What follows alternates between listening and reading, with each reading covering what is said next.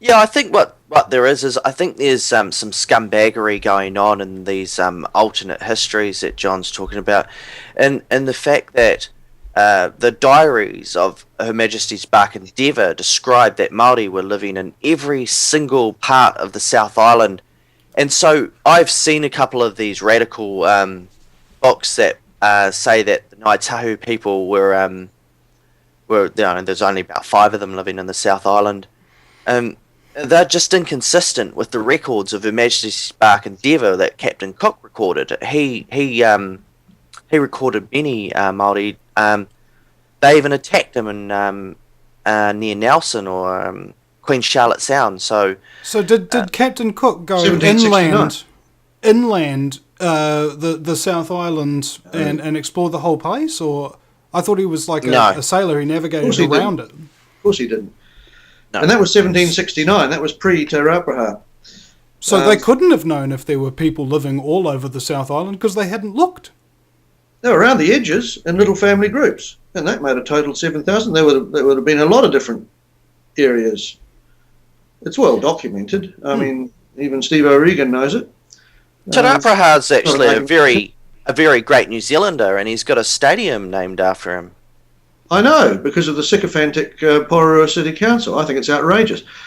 But, that's what they did. Nobody complained except me, because they've got these sort of carvings outside with great erect phalluses on, which the kids have to go past on the way to their swimming lessons. And let's not forget, Saddam Hussein also had a statue of himself. Well, not in that condition, I don't think. But my point is, just because somebody's revered by some, it doesn't mean that they're a saint or completely without wrongdoing in any sense of the word. Well, I'd like to go into that. If we're going to be talking about genocidal maniacs, there's actually I'd like to explain Oliver Cromwell, who was responsible for 618 deaths of pregnant babies and unborn babies and women, and he killed approximately 40% of the population of Ireland, and they've named a township after him in Otago called Cromwell. So I think what we should really be looking at is renaming Cromwell to Te Rauparaha, because we don't want to endorse genocidal maniacs. We want to endorse people who contribute to our national culture. Like Te Rauparaha, who've given the All Blacks the haka. Oh, right. Well said. Yes, that man. I mean, I'm not sticking up for Cromwell. I'll take you at your word on that one. A lot of bad people have had things named after them and so on. Other than Not that, sure that inventing a cannibal dance actually qualifies you for greatness, but he certainly was paramount chief in his day, and there's no denying that. Hongi Hika was another one. Massacred an awful lot of people, but he prevailed, and that's what it was all about. It was might is right, and they were right because they were mighty. All right, gentlemen. I think that that's all she wrote, more or less, for tonight. It's now time for the closing statements. Joe, would you like to go first? Yeah. Well, I put it to you, Mr. Ansell, to get your people to confront their racism and to stop turning Maori against Pākehā and Pākehā against Maori. And this is One Law for All, NZCPR, Treaty Gate, and all these different hate groups to stop this war on the people of New Zealand. And instead of singling them out as being privileged, and all we're doing here at Mana is just trying to fight for Indigenous rights, the same as what the United Nations are trying to fight for.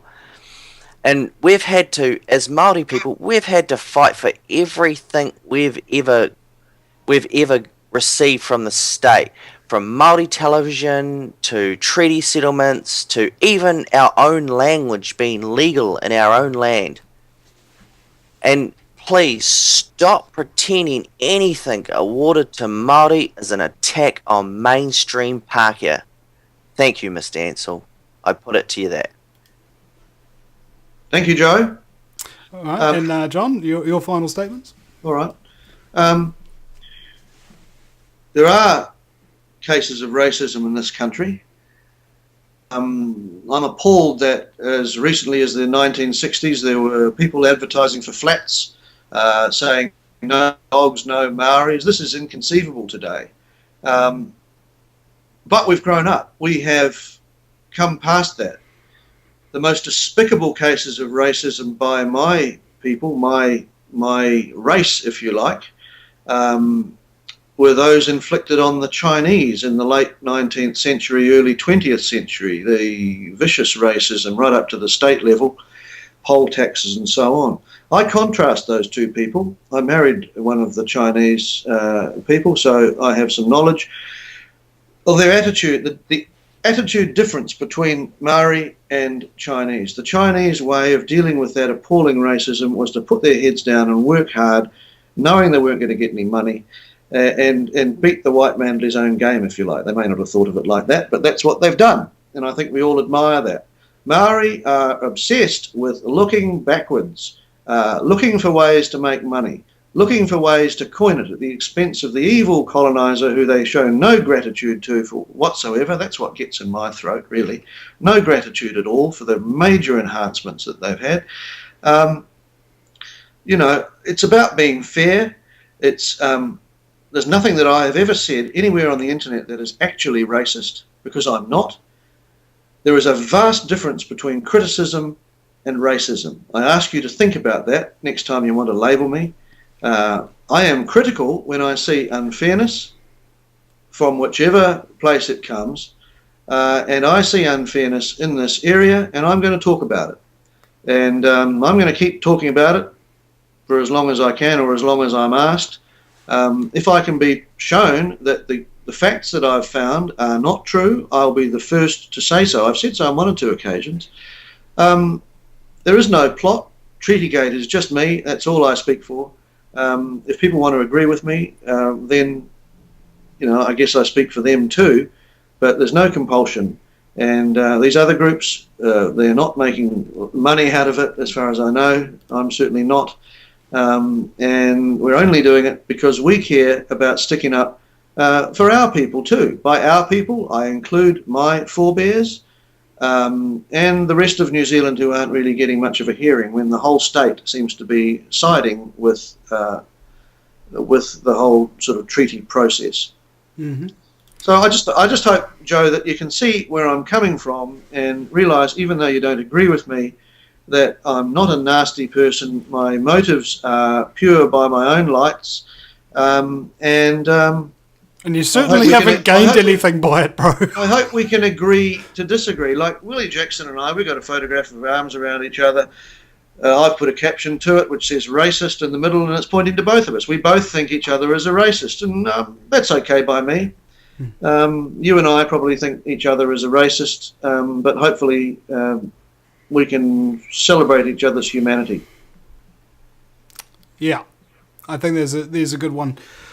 Oh, gentlemen, it's been a mission, you know, and I think this needed to happen so that even if the three of us maybe can't agree, I mean, in fact, come to think of it, in this last segment I realised I had very different opinions to both of you.